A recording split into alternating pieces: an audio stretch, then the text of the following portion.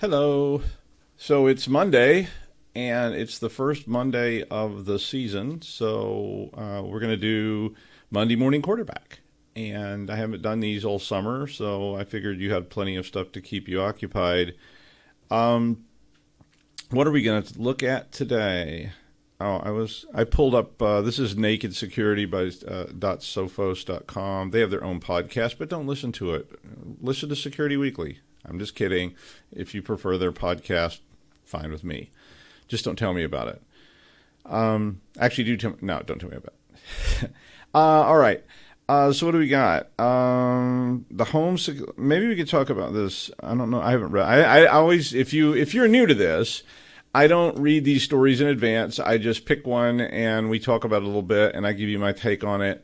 And it's just a way for you to start getting used to the idea that if you're going to work in security, you kind of have to keep up with what's going on. And that's why you need to find podcasts and other news sources, like, say, the Security Weekly News, to help you, see what's going on. But truthfully, in all seriousness, watching podcasts or listening to podcasts while you're driving or whatever, walking to class or whatever, is a good way to sort of start, keeping up with what's going on.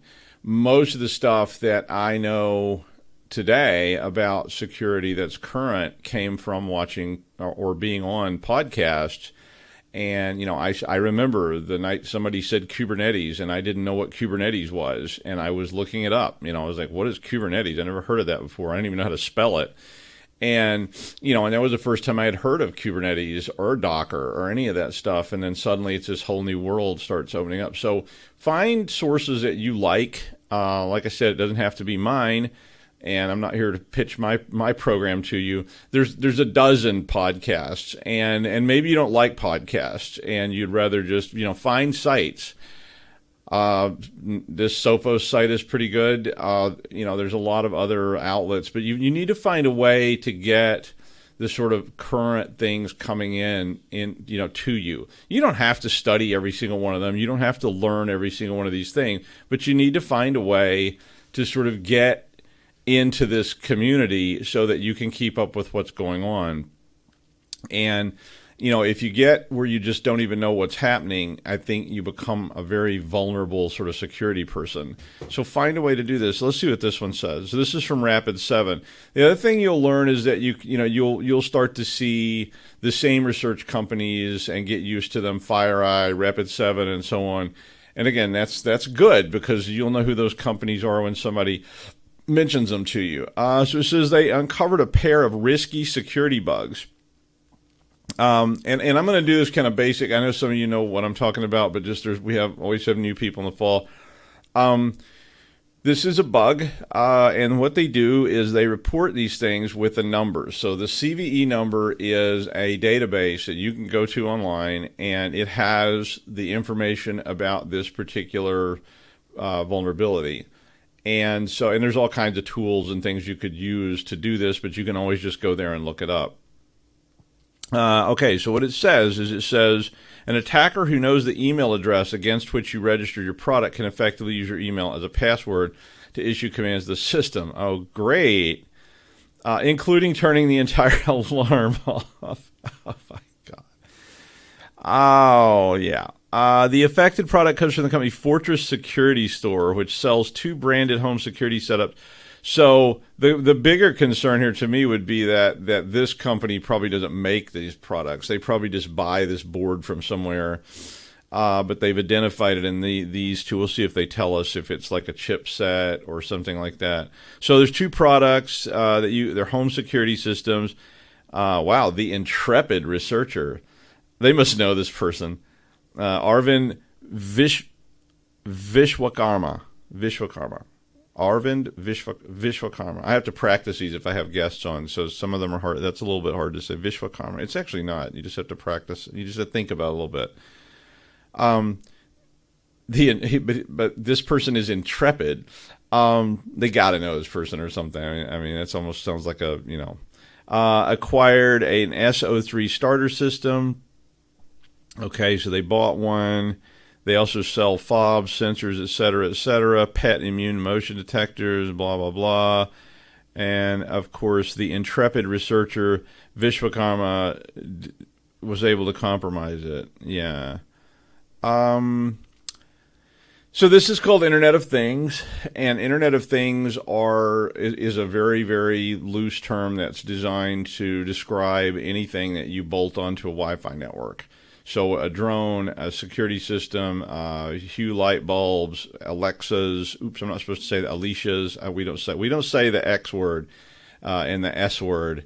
We say Alicia and Sharon, and that's how we describe those two products. Because if you start saying those things on broadcasted stuff, it can actually activate them. So I just try to get in the habit of not saying. But IoT. So again, this is access to Fortress Cloud via what's known in the jargon as a web API. Okay, so a web API, which stands for Application Programming Interface. APIs are basically a library or a function or an object that accepts arguments from another piece of code. So that means I write a piece of code, I want it to plug into some database that's located in wherever Fortress Security has got their stuff stored, on Amazon or wherever, and that web API is going to let me push data into that, so I don't have to rewrite all that. If you, for instance, want to have like you can write tools that access Azure, and they will give you an API that you can use. If you want to write a video game, you may buy an API from somebody or get a public domain one that already has created various sprites and objects that you could use in your video game, so you don't have to recode them all. So these things are pretty far-reaching. But typically web APIs are just basically an instruction set that's going to allow the interfacing between two different products. Uses REST, so this is repositional state transfer, which basically means data gets sent, and they actually say it via HTTP. So that's the protocol that we're using to browse the web. It's an insecure protocol because it is not encrypted, and it uses a post command and it retrieves using get command. So this is how almost all websites work. So websites, when you type in nakedsecurity.sophos.com, a request is sent via HTTP to get the page information. So this is using this via an API, so they're actually sending up and getting information back. Says in the old days, web APIs often embedded the data they wanted to send and receive into URLs itself, along with any needed data. So yeah, so if you look at this right here, this is a really gnarly thing that people used to do. And you could see right there in that request, the user, and they've substituted the username password words, but you might actually see, this is really old school, you might see the username and password. And so these are like these, things that people figured out very early in the internet days and started hacking because they could get this data. So constructing a unique URL tends to leak sensitive data, blah, blah, blah. And now they're, trying to protect against this. RESTful APIs use a consistent list of URLs, the triggers, blah, blah, blah. You can read all this. So I'm just sort of going through it to give you sort of my take on it. You can read the article and see what you think as well.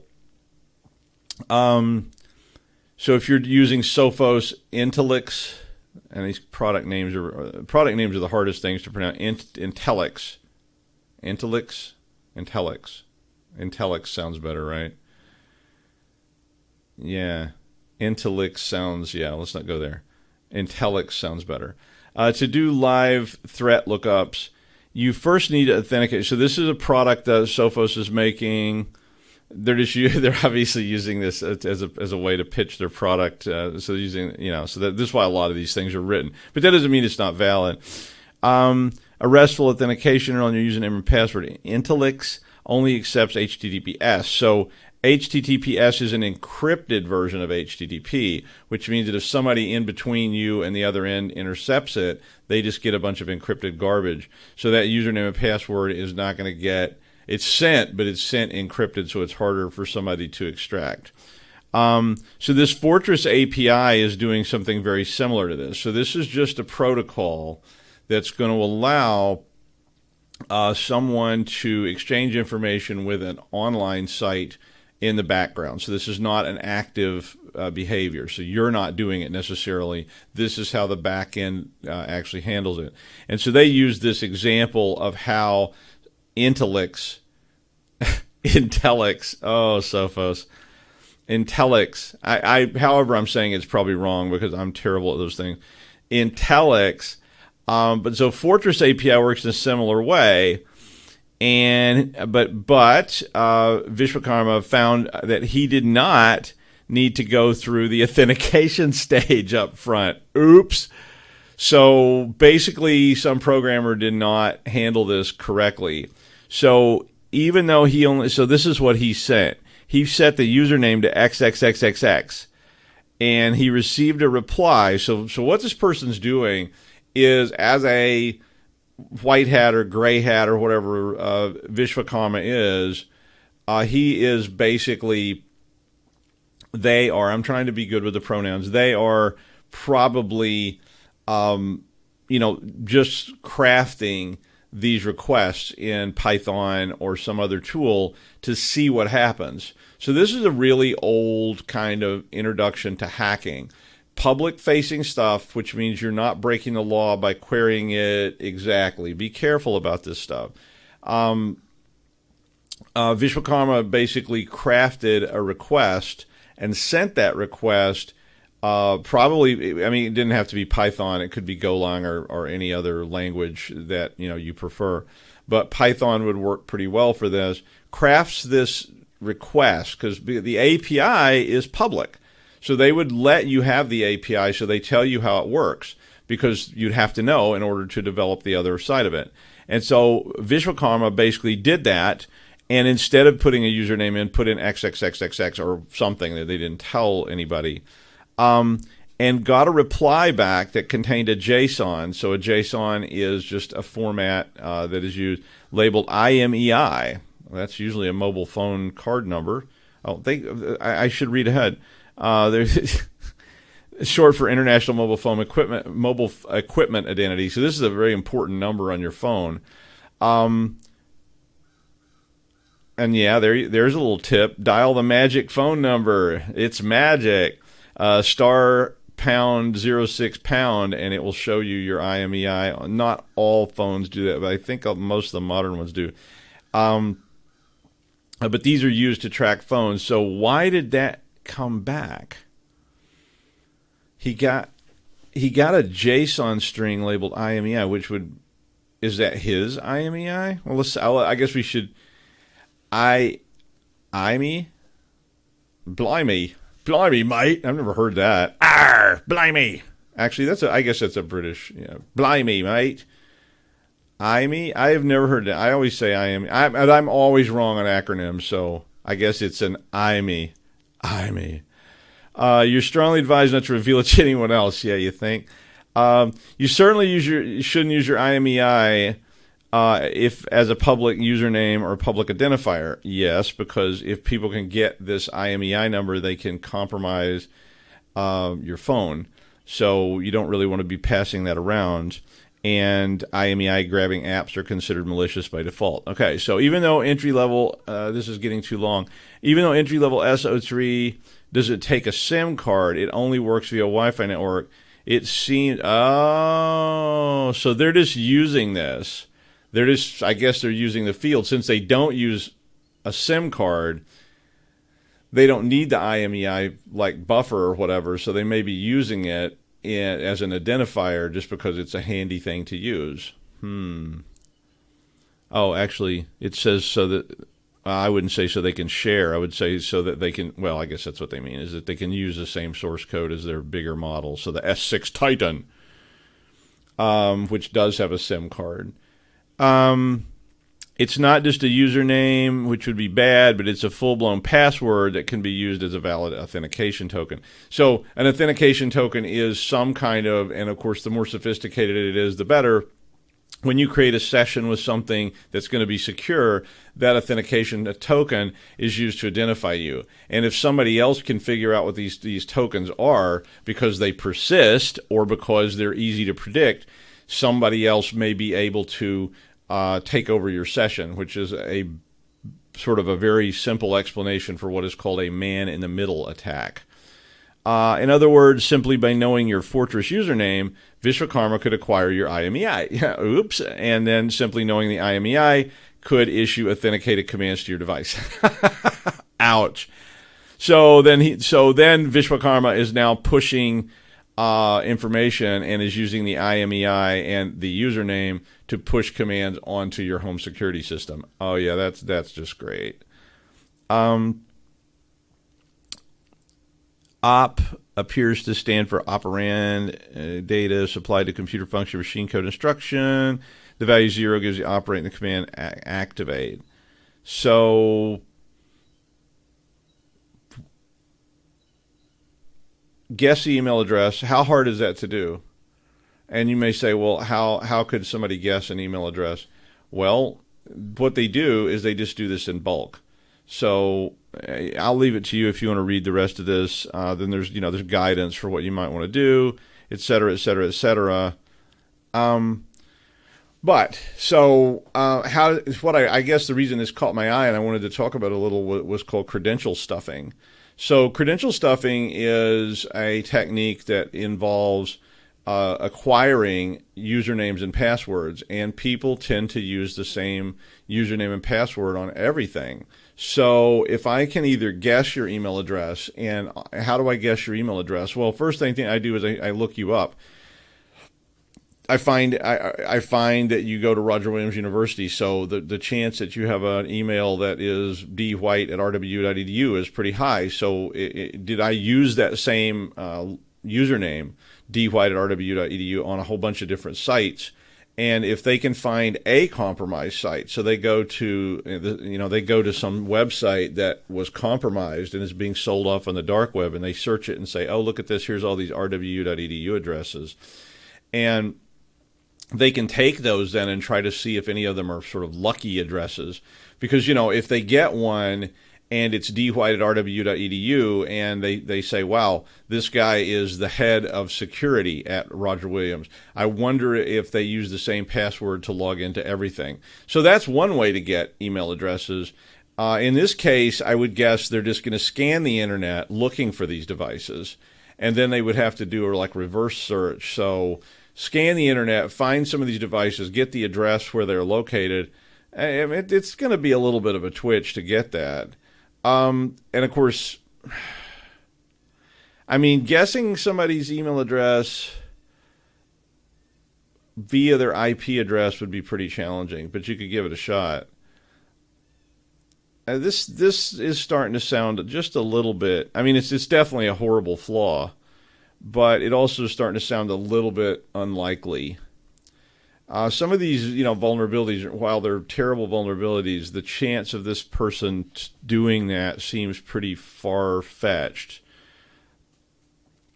Not because they can't get your email address, but because they don't know who has these boxes. So it's not like this is something everybody has, right? So you'd have to hope that, the email addresses you have. Now, can you do that in bulk using Python or Golang or any other language you'd want? Yes, you can.